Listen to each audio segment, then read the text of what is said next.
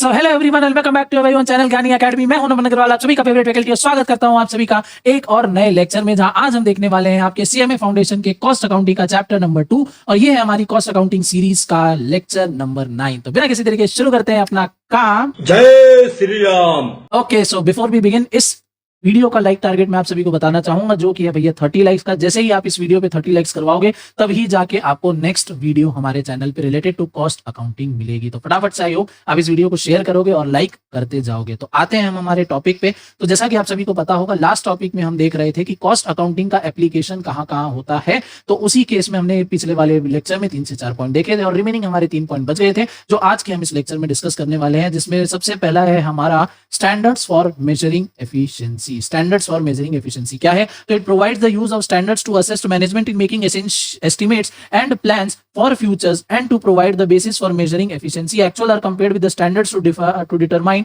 The operating efficiency. क्या बोल रहा है भैया? जैसे हमने पिछले वाले पार्ट में देखा था, हम बजट बनाते हैं, स्टैंडर्ड सेट करते हैं, फिर उसको एक्चुअल परफॉर्मेंस के साथ देखते हैं। तो इससे हमको समझ में आता है कि भैया हमने जो स्टैंडर्ड सेट किया था, क्या उस हिसाब से काम हो रहा है या नहीं, क्या हमने जो एफिशिएंसी वर्कर्स के एक्सपेक्ट की थी, क्या उतने पे वर्कर्स काम कर पा रहे हैं या नहीं, क्या स्टैंडर्ड पे वो खड़े उतर पा रहे हैं या नहीं, ये अपन देखते हैं। और इससे मैनेजमेंट को फिर अच्छी तरीके से पता चल जाता है कि भैया किस एम्प्लॉय को हमको रखना है, किस एम्प्लॉय को हमको फायर करना है, कहाँ हमको हायर करना है, कहाँ हमको फायर करना है। सिंपल चीज।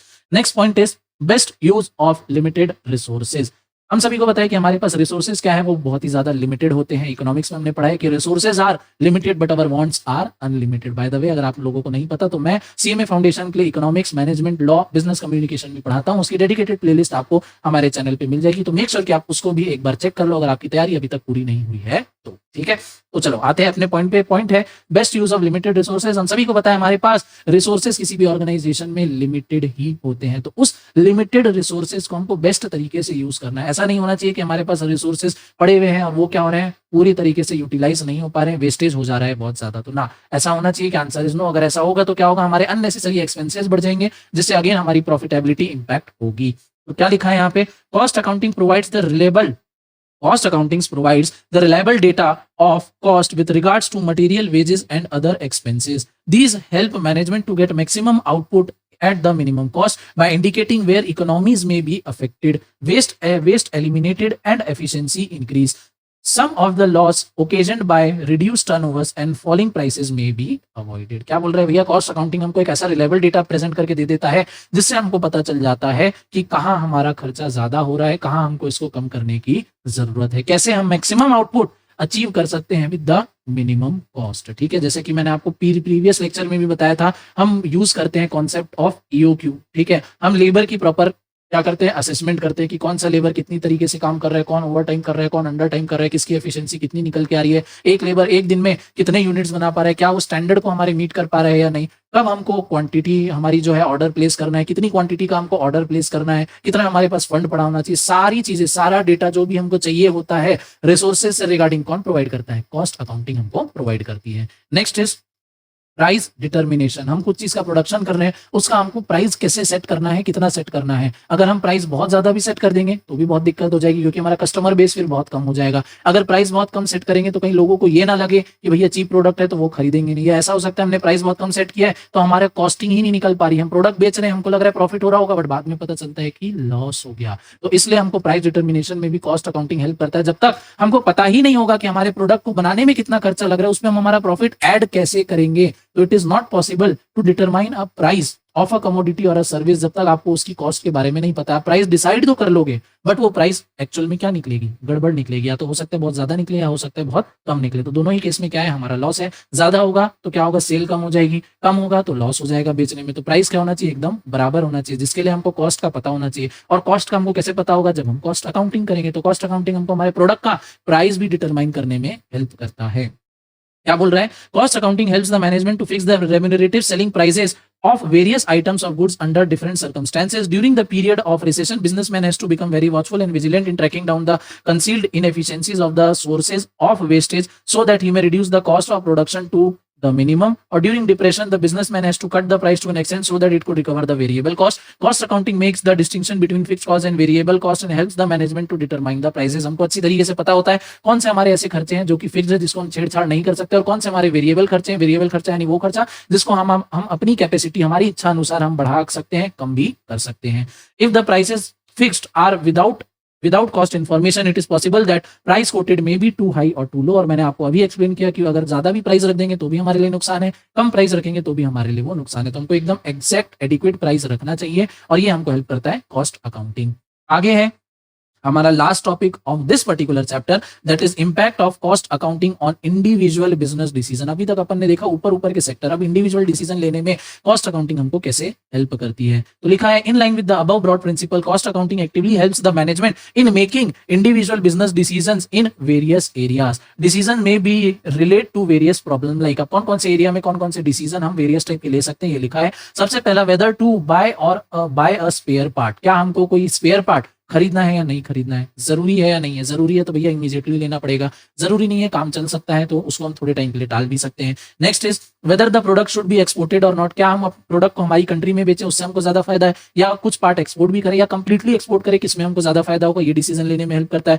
Third is whether a change in production should be followed और नॉट, क्या हमको हमारा प्रोडक्शन लाइन जो है वो चेंज करनी चाहिए या नहीं करनी चाहिए, जैसा चल रहा है वैसे ही करो, या कोई मशीन वगैरह नहीं ले आओ, कोई लेटेस्ट टेक्नोलॉजी ले आओ, लाने की जरूरत है या नहीं है, ये हमको पता चलेगा। Next point is whether a particular market should be tapped और नॉट, कोई नया मार्केट हमको एक्सप्लोर करना चाहिए या नहीं करना चाहिए। फॉर एग्जांपल हम अभी तक सिर्फ और सिर्फ क्या बना रहे हैं, बिस्किट बना रहे हैं, क्या हमको शैम्पू भी बनाना चाहिए या नहीं, क्योंकि शैम्पू का मार्केट एकदम अलग है, बिस्किट का मार्केट एकदम अलग है। या अभी हम बना रहे हैं, मान लो हम बना रहे हैं मिक्सर ग्राइंडर, हम बना रहे हैं क्या मिक्सर ग्राइंडर, क्या हमको मोबाइल फोन भी मैन्युफैक्चर करना चाहिए या नहीं करना चाहिए, हमको बताएगा cost accounting.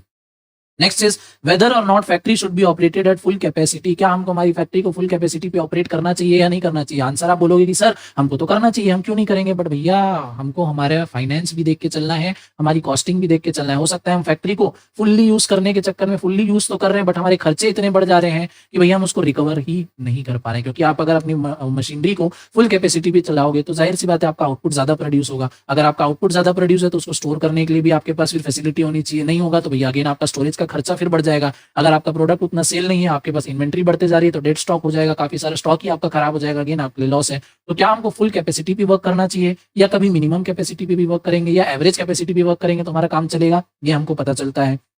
Next is determination of the most profitable levels of the production, कितना प्रोडक्शन हम करेंगे जिससे हम एकदम मोस्ट प्रॉफिटेबल पे आ जाए। फॉर एग्जांपल हम बना सकते हैं 1 लाख यूनिट्स, हम बना सकते हैं 1 लाख यूनिट्स, तो क्या हमको 1 लाख यूनिट्स बनाना चाहिए या नहीं। ऐसा हो सकता है कि 80,000 यूनिट्स अगर हम बनाएं तो हम बहुत ज्यादा प्रॉफिट पे आ जाएंगे, या फिर 50,000 हम बनाएं, क्या करें अगर 50,000 बनाएंगे तो भैया बहुत कम हो जाएगा, हम प्रॉपर रिसोर्सेज को यूज नहीं कर पा रहे हैं। 1 लाख बना रहे हैं तो हो सकता है हमारी सेल उतनी ना हो, हमको स्टोरेज का खर्चा, उसको मेंटेनेंस का खर्चा उठाना पड़ रहा हो, रॉ मटेरियल का भी बढ़ जाएगा। तो 80,000 हो सकता है कि एकदम एक एक्यूरेट लेवल हो जहां पे हमारा सेल भी प्रॉपर हो जा रहा है, स्टोरेज के लिए भी हमको ध्यान नहीं देना पड़ा, हमारी मशीनरी भी प्रॉपर यूज हो रही है।